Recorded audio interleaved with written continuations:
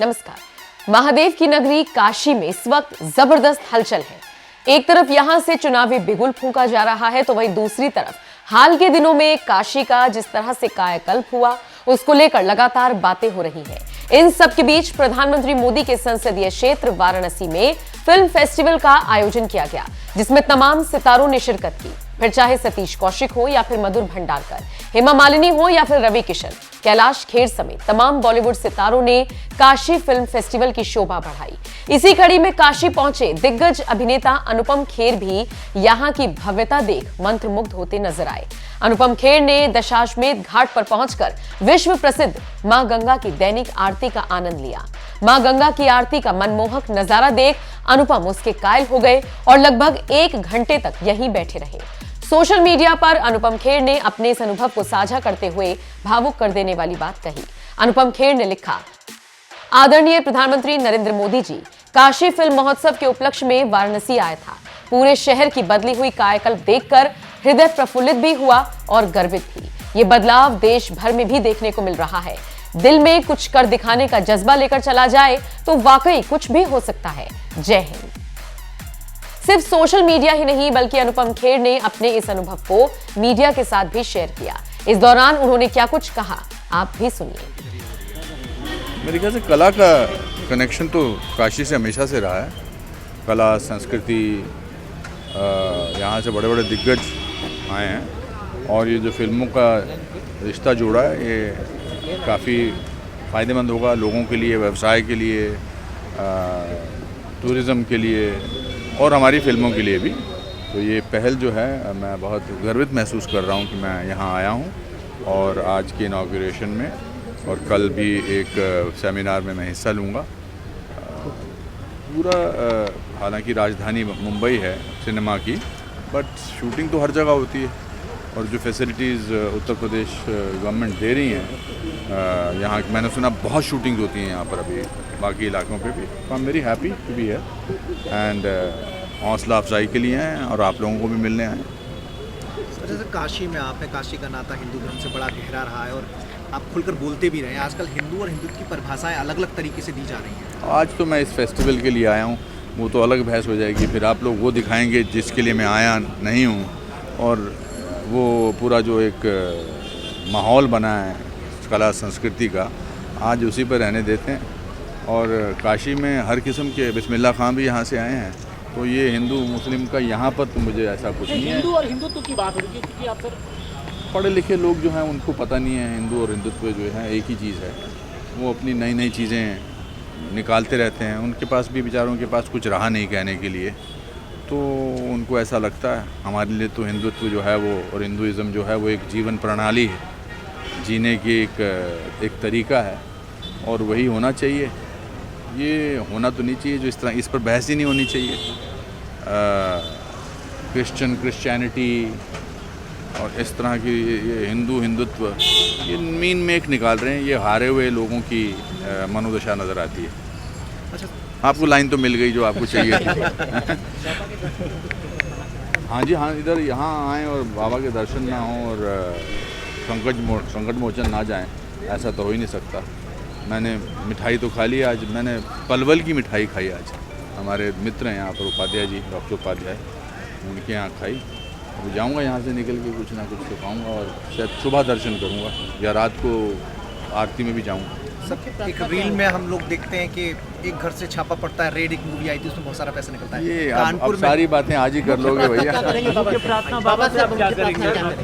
सबकी शांति के लिए, सबको खुश रखे, कोरोना से सबको बचा के रखें, खुशहाली के लिए।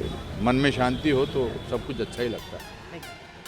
काशी फिल्म महोत्सव में कैसे सितारों की महफिल जमी, इसके साथ आपको छोड़कर जा रही हैं। आपका इस पूरी खबर पर क्या कहना है, कमेंट करके अपनी राय हमें जरूर दें।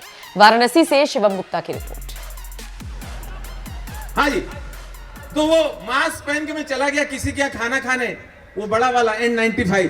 जैसे ही खाना लगने लगा, मैंने उतार के टेबल पे रख दिया, वेटर आया, उसी में रायता डाल के चला गया। ऐसे ऐसे गाने बर्बाद हो गए कोरोना में। बंबई बदनाम हो गई थी कोरोना के मामले में। बीच में पहले हम लोग अच्छा खासा गाते थे, बंबई से आए मेरा दोस्त, दोस्त को सलाम करो। अभी लोग क्या गाने लगे थे, बंबई से आए मेरा दोस्त, पुलिस को इन्फॉर्म करो। गाने के ऐसी तैसी। बीच में मुझे नेताजी मिल गए, मुलायम सिंह जी। मैंने मुलायम सिंह जी से कहा, हमने कहा नेताजी ये लॉकडाउन आपका कैसा गुजरा? तो मुलायम सिंह जी बोले, क्या समझा रहे हैं उनको, कैसे आप वो ठीक से बैठा है, सब काम यही करो। तो नेताजी से मैंने कहा कि कोरोना काल कैसा गुजरा, लॉकडाउन कैसा गुजरा? तो हमारे नेताजी बोले, आप लोग पैसा हो गए, आप लोग पैसा हो गए, कोआ कोआ पैसा हो गए, कोआ कोआ अच्छी चीज, लॉकडाउन अच्छी चीज। अब लॉकडाउन हुआ तो हम सब परिवार बैठे, हम अखिलेश शिवपाल साथ बैठे। जब साथ बैठे तब पता चला अखिलेश अच्छा लड़का है। एनीवे, उनके लिए अच्छा ही होगा, बाप के लिए बेटा अच्छा होता है। एक कोरोना काल में एक कॉलर ट्यून बड़ी मशहूर हुई हमारे बच्चन साहब की। बच्चन साहब आते थे, समझाते थे, ऐसे हाथ धोइए, ऐसे ये करिए, रगड़िए, फलाना करिए। लोग सीरियसली सुन रहे थे। बीच में तकलीफ तब हुई जब लोगों को पता चला अमिताभ बच्चन को ही कोरोना हो गया। तो मैंने अमिताभ बच्चन साहब से रिक्वेस्ट किया, हमने कहा दादा आपका जो कोरोना वाला मैसेज है ये जरा फिल्मी डायलॉग की तरह बोलना चाहिए था आपको, अग्निपथ स्टाइल में। बोले कैसे?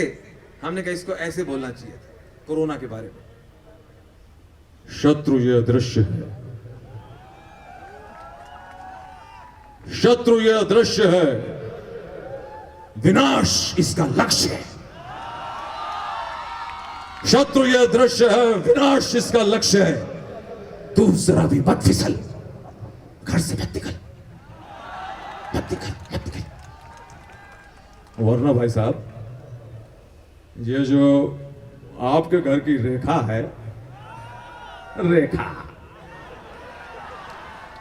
अभी दोस्तों चुनाव आ रहे हैं, बहुत सारी पार्टियां मैंने देखा वोट बैंक के लिए जाएंगी और बीच में ड्रामा होता है, गरीब के घर पे खाना खाएंगे, गरीब के झोपड़ी में सो गए। ऐसे ही रात को 2 बजे एक गरीब बुढ़िया के घर पे दस्तक हुई। बुढ़ी निकली, अरे को ठोक रहा, अरे कोई, अरे नमस्ते अम्मा। अम्मा देखो बहन जी आई हैं। तुम्हारी बहन हुई है? हमारी बहन को मेरे 10-12 साल के बच्चे। नहीं अम्मा वो नहीं, ये मायावती जी है, ये आज रात तुम्हारे झोपड़े में गुजारेंगी। भाई हम सुलह लेते, गरीब का घर है, हमें चारपाई एक के है, राहुल गांधी पहले से लेटे हैं। अरे अम्मा तुम इनको मना कर रही हो? मायावती चटाई ले आओ, चटाई ले आओ, आंगन में सो जाएंगे, चटाई ले, चटाई भी तो एक है, शिवपाल लेटे हैं। तो ऐसे ड्रामे चुनाव के दौरान देखने सुनने को मिलते हैं। जिस तरह से मैं अमिताभ बच्चन का फैन हुआ और उनकी, और संजय अस्थाना जी सर को लेके जा रहे, अच्छा बच्चे के बहाने आप नाश्ता करोगे जरूर।